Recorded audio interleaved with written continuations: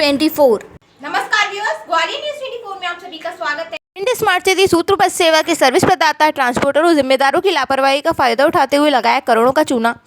ग्वालियर एवं उसके आसपास के क्षेत्रों में सार्वजनिक ट्रांसपोर्ट माध्यम के द्वारा लोग आसानी से सुविधाजनक तरीके से आवागमन कर सकें, इसी कॉन्सेप्ट को ध्यान में रखते हुए सरकार ने स्मार्ट सिटी के माध्यम से सूत्र बस सेवा की शुरुआत की थी। इस सेवा के लिए टेंडर प्रक्रिया के माध्यम से सेवा प्रदाता ट्रांसपोर्टरों का चयन किया गया था। चयन प्रक्रिया तक तो सब ठीक रहा, लेकिन उसके बाद सर्विस देने की बारी आई तो ट्रांसपोर्टर धर्मेंद्र ट्रेवल्स, जिसे भिंड से सूत्र सेवा बस की सर्विस देने के लिए चयनित किया गया था।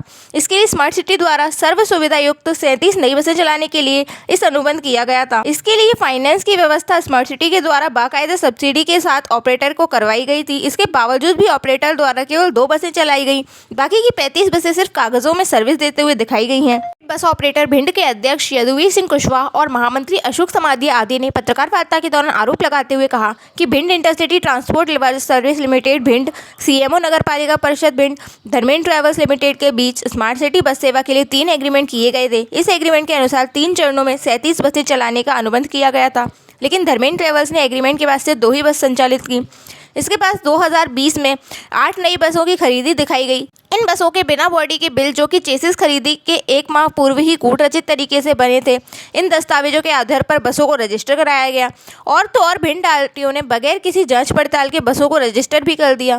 इसकी शिकायत ऑपरेटर यूनियन द्वारा तत्कालीन पर मैंने तो ग्वालियर से भी की गई थी, जिसकी जांच तो कराई गई, लेकिन कार्यवाही किसी पर भी अधिक देखने को नहीं मिली है। ये सनसनीखेज गंभीर आरोप प्राइवेट बस ऑपरेटर्स के द्वारा शनिवार को एक प्रेस वार्ता में पत्रकारों से चर्चा के दौरान लगाए गए। सूत्र बस सेवा देने के लिए जिम्मेदार धर्मेंद्र ट्रेवल्स पर लगाए गए। इन ऑपरेटरों का कहना है कि यह एक बहुत बड़ा घोटाला है, जिसमें करोड़ों रुपए की चपत smart city, Dharmendra travels Bhind, transport विभाग भिंड और सीएमओ नगर पालिका परिषद भिंड के अधिकारियों कर्मचारियों द्वारा मिलकर शासन को लगाई गई है। ग्वालियर का आरटीओ विभाग भी इस मामले में छुट्टी साधे बैठ रहा है।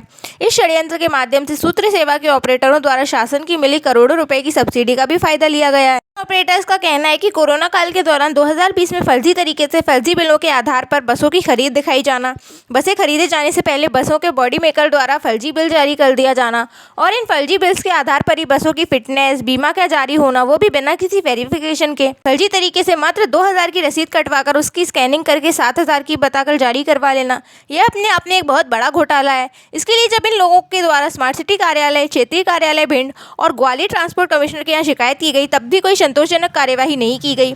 अधिकारियों द्वारा जांच के नाम पर केवल खानापूर्ति करके गुमराह किए जाने का मामले को दबाने का प्रयास किया जा रहा है। स्मार्ट सिटी एवं ट्रांसपोर्ट विभाग की लचर कार्यप्रणाली की वजह से इन ऑपरेटर्स को बसें चलाने में काफ़ी परेशानियों का सामना करना पड़ रहा है। स्मार्ट सिटी द्वारा सूत्र सेवा प्रदाता ऑपरेटर की सेवाएं समाप्त कर दिए जाने के बाद भी प्राइवेट बस स्टैंड से उसके द्वारा इन रूट्स पर सूत्र सेवा के नाम पर बसों का संचालन किया जा रहा है। इसकी वजह से इन प्राइवेट ऑपरेटरों को रोजाना हजारों रुपये का नुकसान हो रहा है।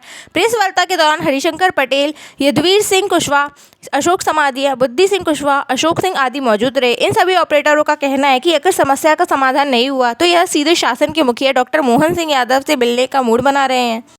जो नीरज ट्रेवल्स का एग्रीमेंट जो टेंडर नेक्स्ट किया है हमारे ग्वालियर सिटी ट्रांसपोर्ट लिमिटेड ने, वही आधार, उसी आधार का वॉलेशन वहाँ हो रहा है। जहाँ वहाँ कुछ नहीं हो रहा है, यहाँ तो टेंडर उसका नेक्स्ट हो। शंकर सिंह पटेल, महामंत्री बस यूनियन, यदुवीर सिंह कुशवाहा, अध्यक्ष बस ऑपरेटर यूनियन भिंड, ये अपने अशोक भाई साहब, अशोक समाधिया जी, ये महामंत्री हैं बस यूनियन, अपने बबलू भाई साहब जादौन, बबलू सिंह जादौन, ये भी महामंत्री हैं ग्वालियर बस ऑपरेटर यूनियन के, बीरेंद्र सिंह तोमर, ये सचिव हैं, ये भी बस ऑपरेटर यूनियन ग्वालियर के, बुद्धि सिंह कुशवाहा जी है, कोषाध्यक्ष है बस ऑपरेटर यूनियन भिंड, और ये परमानंद जी है, परमानंद शर्मा, ये बस ऑपरेटर हैं, ये भी हीरालाल जी पटेल हैं, ये मुकेश सिंह है, और जितेंद्र सिंह यादव है ग्वालियर में, ये भी कोषाध्यक्ष है